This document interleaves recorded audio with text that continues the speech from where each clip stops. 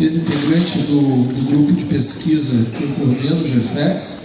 Atualmente, ele, após seu doutoramento em Ciências Cardiológicas, ele atua atualmente como docente, como orientador do programa de pós-graduação em Cardiologia da URGS, orientando iniciação científica, mestrado, doutorado. Ele foi, inclusive, citado pelo professor Pedro Halal na conferência de abertura, pela sua recente publicação no artigo do JAMA, uma das mais importantes revistas da área do mundo. Esse artigo já recebeu mais de 200 citações. Atua principalmente na área de exercício para populações especiais, diabetes, doença cardiovascular, atividade física no contexto da saúde pública e disseminação científica. Daniel, bem-vindo. Palavra tua. Obrigado, Álvaro. Para mim é uma satisfação, um privilégio realmente estar aqui conversando com vocês. Tenho vários amigos aqui, mas gostaria de pessoalizar o meu agradecimento ao professor Cadori, ao meu mentor de iniciação científica e até hoje um grande amigo, o Álvaro, e cumprimentar a todos. Assim, realmente tem vários amigos aqui. Então, para quem ficou para me acompanhar, eu agradeço. O tema ele se sobrepõe um pouco. Se a gente tivesse combinado, talvez não seria tão certinho assim o Farinati, mas talvez para o final vai ter alguma divergência ao longo da apresentação, pequena, mas que talvez pode dar um tempero para que vocês acompanhem até o final. Bom, vou falar de exercício, diabetes e obesidade. Será que perder peso é o necessário para a gente ganhar saúde? Então, eu acho que isso inicia, mais ou menos como o professor Paulo comentou, um pouco de preconceito. Se a gente pega estatísticas assim, sobre viés de sobrepeso, que em inglês chamam de weight bias, 6 ou 7 em cada 10 estudantes de educação física têm preconceito contra gordos. Tá? Em outras palavras, hoje em dia é gordofobia ou qualquer coisa assim. Isso a gente encontra. Então, se a gente quer trabalhar com essa população, a primeira coisa é gostar dessa população. Essa característica, assim, essa potencialidade vem antes de qualquer entendimento de evidência. Se a gente for inteligente, a gente usa a prevalência de sobrepeso e obesidade ao nosso favor, uma vez que também 63% das pessoas em capitais brasileiras autorreportam terem sobrepeso ou obesidade. Se a gente pegar o diabetes, 80 a 90% das pessoas com diabetes tipo 2 também são obesas. Então, quando eu falo aqui em obesidade e diabetes, muitas vezes o termo ele é intercambiável, porque principalmente no diabetes, isso se sobrepõe muito com obesidade. Mas principalmente a gente vai falar nessa fala de composição corporal, embora várias questões pudessem ser abordadas na minha apresentação nesse contexto de sobrepeso e obesidade. Então, falando de composição corporal, a gente também pode falar das métricas. Isso aqui são as correlações entre diferentes formas de se quantificar sobrepeso e obesidade, onde o número máximo então seria 1. E às vezes a gente critica o IMC, mas para a população em geral, o IMC tem alta relação com gordura total quantificada por método de imagem. Então, quando a gente falar que IMC, isso tem muita importância, e isso, de uma forma até simplificada, a gente pode falar numa medida ainda mais sensível, em muitos casos, que é simplesmente a circunferência da cintura. A obesidade, né, é um tema que suscita diferentes vertentes, né? E a área da atividade física, até na minha opinião, das mais pacíficas, precisaria de mais intensidade, mais divergência para a gente crescer um pouco mais. E assim, é interessante que pessoas da atividade física, que entendem de atividade física, isso parece ser tão complexo que essas pessoas se afastam. Claro que, na minha opinião, o Tim Noakes não é um exemplo de um profundo pesquisador, uma área de pesquisa vertical, mas pelo seu interesse em dieta ele tem protagonizado, tem falado bastante, e eu acho que acaba sendo algo provocativo, né, e que acaba servindo para a gente fazer algumas reflexões, embora isso seja um editorial, saiu em maio desse ano, isso provoca na nossa área algo que a gente tem que ir atrás e tem que investigar. Mas se a gente pegar, né, então assim, isso aqui é um tempo é um tempo para detonar o mito de inatividade física e obesidade, dizendo que exatamente não existe relação entre inatividade física e obesidade. Vou tentar dar minha contribuição aqui, não quero que vocês acreditem totalmente no que eu vou dizer, mas sim que vocês possam ter algumas evidências. Como o Fahrenheit falou, se a gente pegar simplesmente o condicionamento cardiorrespiratório, isso já é protetor independente de sobrepeso e obesidade. Considerando quem tem peso normal e boa aptidão cardiorrespiratória como sempre quando a gente compara a mortalidade, a gente compara com alguém. Então a gente tem sempre uma referência. No nosso caso aqui a referência é o 1. Quem tem peso normal e não tem condicionamento cardiorrespiratório, quem tem sobrepeso e também não tem, e quem tem obesidade, vai tendo aumento significativo de risco, em que, por exemplo, um obeso sem condicionamento cardiorrespiratório tem 3 vezes mais risco de morrer por qualquer causa do que alguém que tem peso normal e aptidão cardiorrespiratória. Mas, quando a gente corrige para o fitness, e é isso que o Steve Blair, que é aquele senhor lá, vem falando, quando a gente corrige para o fitness, não existe aumento de risco de mortalidade, independente se o indivíduo é obeso, ok? Então isso nos leva a pensar um pouco nessa relação, assim, principalmente na discussão da obesidade, na relação de qual a evidência e o que a gente está considerando importante do ponto de vista da variável do desfecho. E isso me remete muito a uma carta que esse senhor aqui, que é o Angelo Tremblay, famoso pelo seu estudo de 94, com HIIT, publicado na Metabolism, e, na minha opinião, um estudo que é overrated, né? Um estudo que é muito valorizado e não é o estudo que deveria ser o mais analisado para HIIT. Ele mandou uma carta que dizia esse título aqui: quando o epidemiologista, que não é ele, encontra o fisiologista, que no caso é ele. E ele mandou essa carta para o Frank Hu, que é um pesquisador de Harvard, da Escola de Saúde Pública de Harvard, que seria o epidemiologista.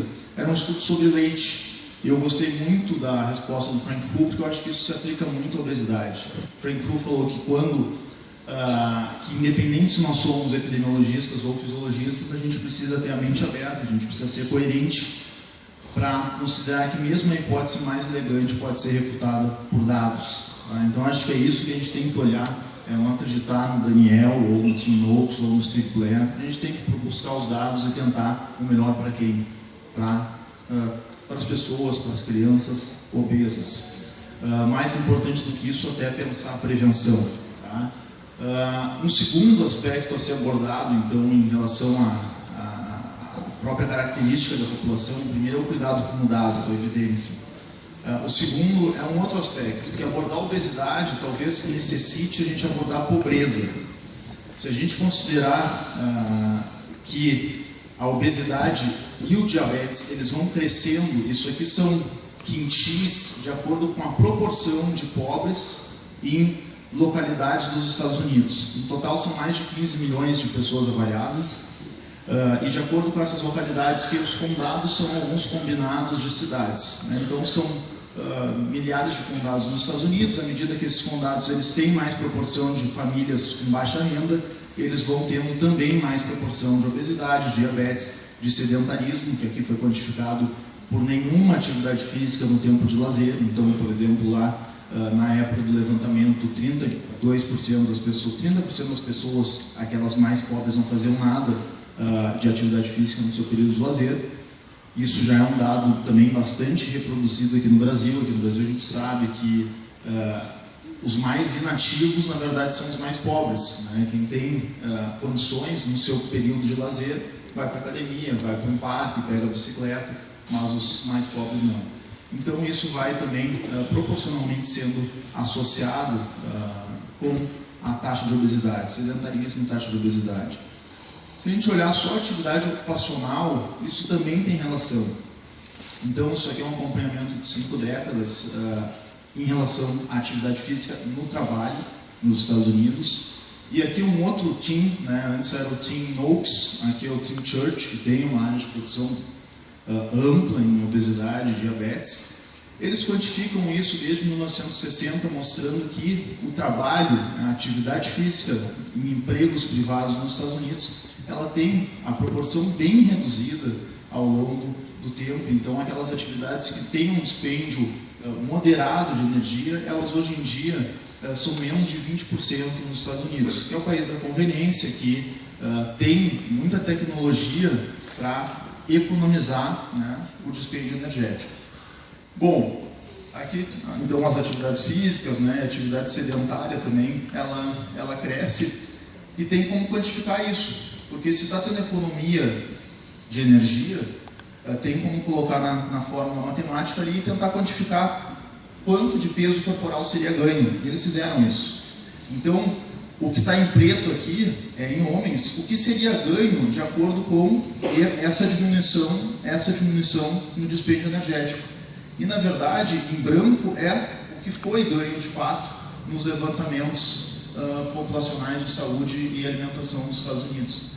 Então, o valor ele bate bem próximo tanto para homens quanto para mulheres, e já vai um pouco de encontro ao que tem sido dito, que só o consumo alimentar é o responsável, ou algumas pessoas até a atividade da insulina, né, colocam até especificamente na questão hormonal, é o principal para a questão de sobrepeso e da obesidade. Mas eu gostaria de especificar um pouquinho mais, na verdade, porque falar de natividade é algo que a gente vem falando, mas qual é o outro lado da moeda, né? O que vem do outro lado da inatividade física?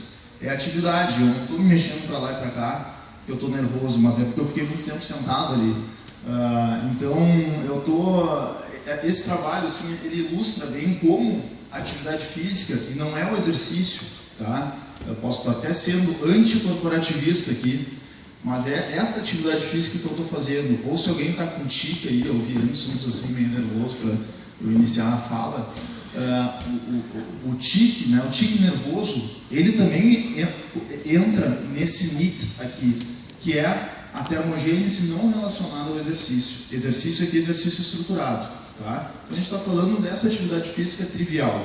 E o que esse pesquisador aqui, que é um dos principais nessa área de atividade física espontânea, voluntária, ele tem mostrado, é o James Levine, né, o Jim Levine, que atividade física, então, não relacionada ao exercício, essa que a gente fica em pé, né, o standing, né, não ficar sentado, por exemplo, isso defende o ganho de peso.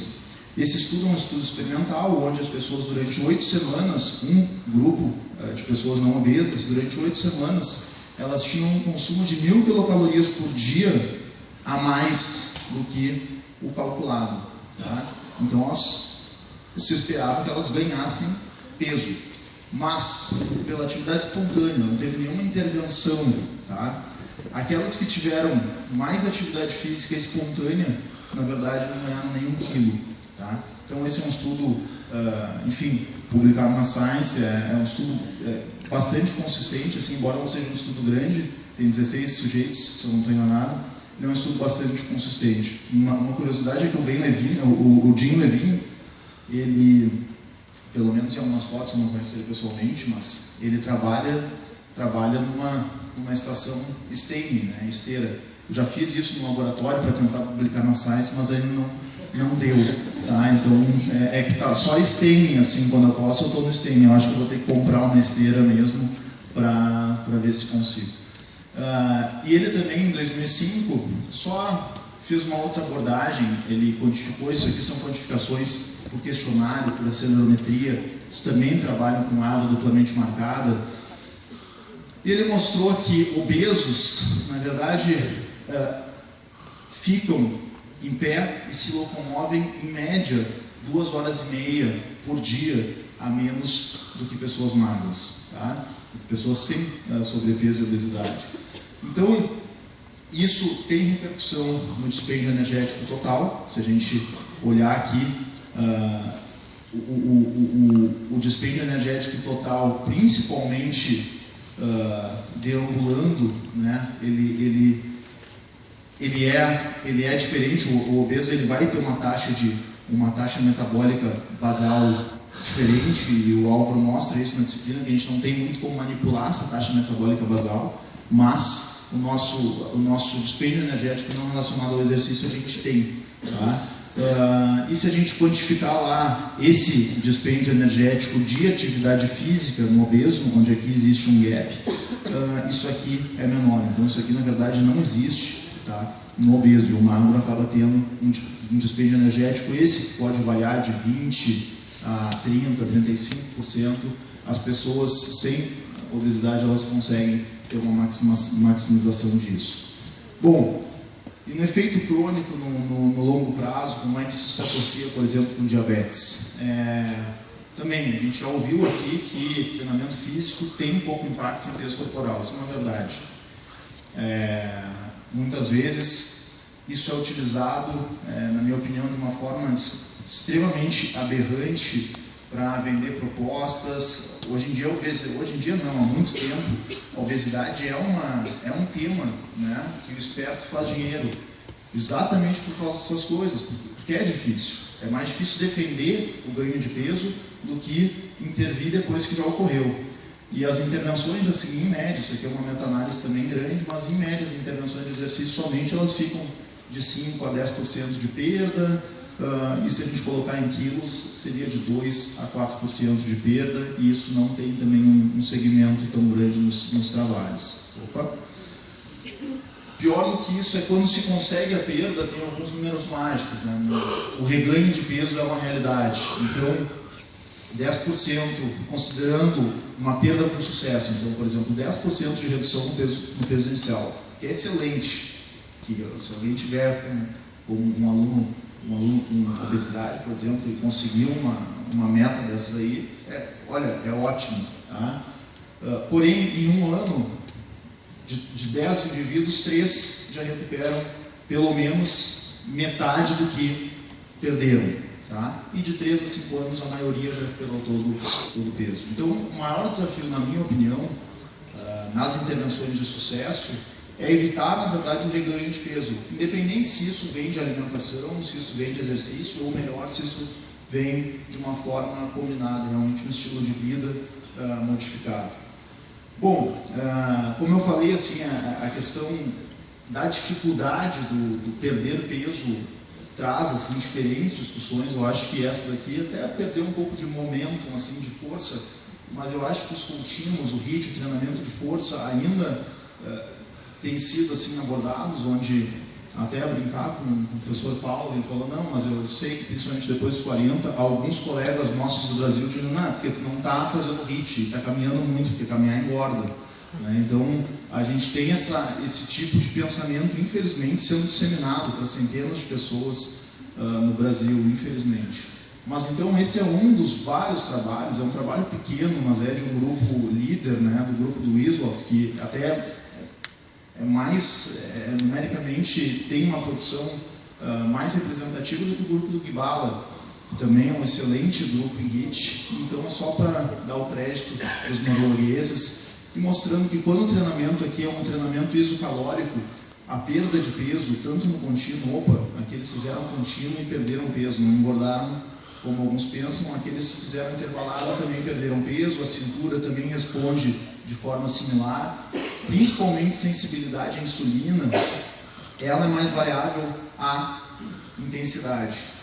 Então, dependendo do que a gente olhar, a gente pode escolher um modelo mais de intensidade ou um modelo mais de volume, mas tendo os olhos abertos ao benefício que ambas as condições podem ter.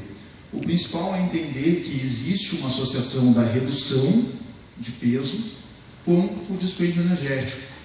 Isso aqui é uma curva calculada pelo Ian Jansen e o Bob Ross, do Canadá, da Universidade de Queens, onde eles usam os trabalhos deles para mostrar que indivíduos com e sem sobrepeso, a perda de gordura, ela se associa, né, aqui é perda de gordura,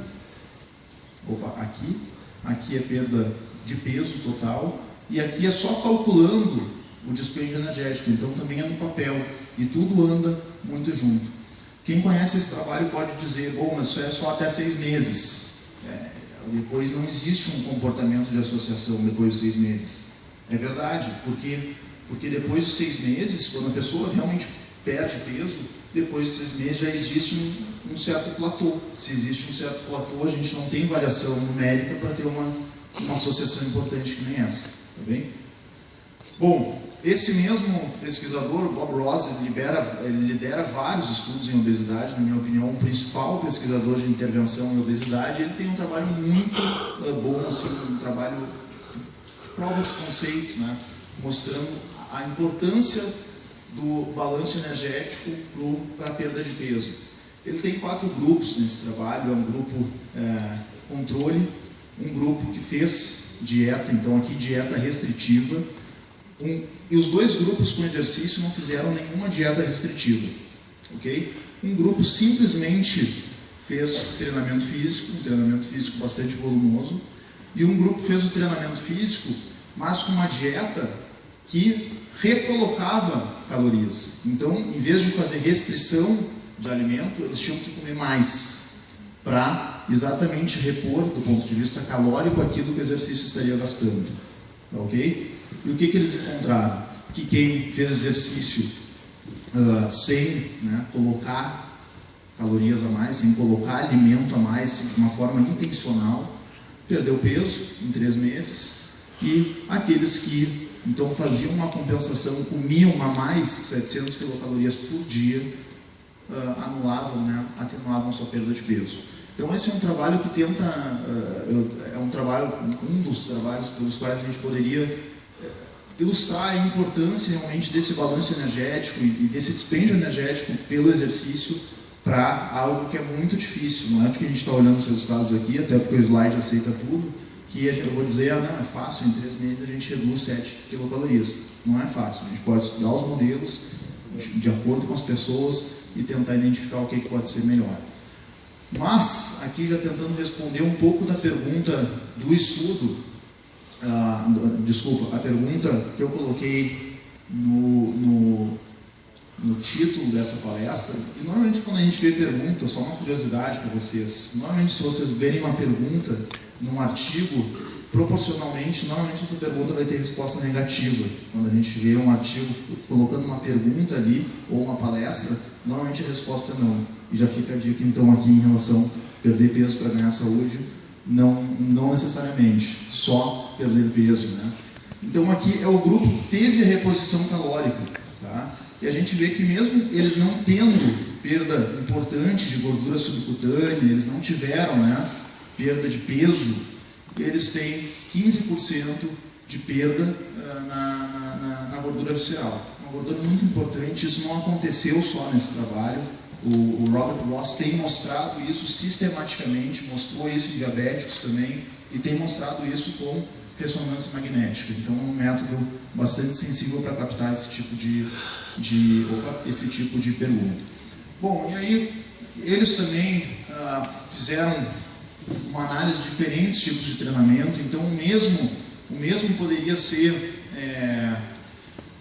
aplicado, né, a pensar treinamento de força, que eu vejo que eu errei ali no slide, eu vejo o Cadore aqui, o Ronei lá e o Álvaro aqui, eles já estão com o olho assim para aquele resistido, mas apesar do resistido, eu queria chamar a atenção que o peso total aqui no treinamento de força não se modificou, tá? Mas a gente olha aqui gordura visceral, por exemplo, circunferência da cintura tendo uma redução, tá? Treinamento combinado lá, do ponto de vista de composição corporal, para mim parece ser algo bem sensato e potente para promover mudanças na composição corporal. Então, assim, uma primeira pergunta: se é possível obter emagrecimento com mínima perda ou sem perda de massa corporal total, e se além disso é possível melhorar, assim, o aspecto de saúde, né? Porque se a gente reduzir cintura sem perder peso, ou se a gente reduzir gordura visceral sem perder peso, a gente ganhou saúde, né? Porque ter saúde é, do ponto de vista mais bruto possível, a não morrer, tá? E a gente reduziria o risco de mortalidade. Então aqui também são dados combinados pelo Robert Ross, num artigo de revisão.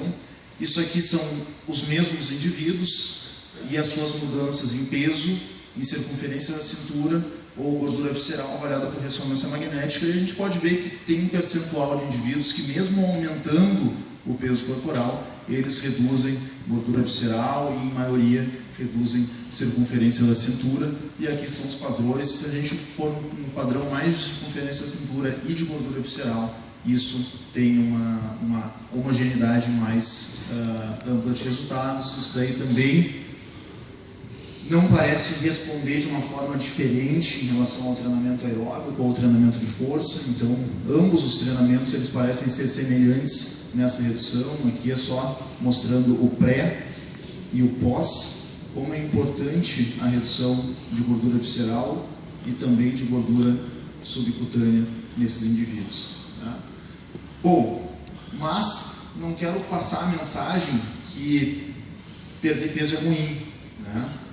Perder peso se associa muito também com a magnitude do desfecho nos programas de emagrecimento. Esse aqui é um dado que mostra que quanto maior é a proporção de perda, tá, mais amplo também é o ganho na sensibilidade à insulina e na resposta a uma sobrecarga glicêmica. Tá? Então, sempre que a meta puder ser perder peso, ou o indivíduo tem também um foco de perder peso, eu, Daniel, não vou desestimular isso. Na verdade, eu vou buscar todos os meios para mexer em peso corporal. A gente observou, uma análise grande, né, nesse artigo de revisão, que os benefícios em controle glicêmico, eles existem, indiferente também do tipo de treinamento, e isso aqui sem mudança em peso corporal. Então, é muito bom que a gente consegue mexer em várias variáveis clínicas, fisiológicas, morfológicas, sem mudança em IMC ou em peso corporal. Quando alguém olha, né, pô, mas mudou 0,73%, 0,5% com o treinamento, pode se perguntar se essas mudanças em hemoglobina glicada têm alguma repercussão. E seria uma pergunta completamente natural.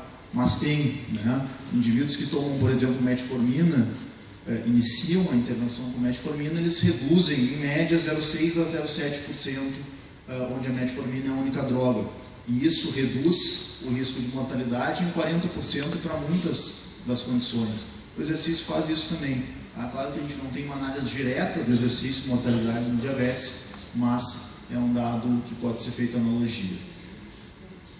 Isso aqui é o que eu concordo completamente com o professor Paulo. Ele várias vezes colocou que a redução de peso não tem que ser a meta. Eu acho que é uma das possíveis, mas não tem que ser a meta. Eu diria que a gente está aqui embaixo, então isso aqui por isso que está em amarelo, porque acho que o aumento de aptidão cardiorrespiratória é o principal do ponto de vista de evidência para o obeso ganhar saúde.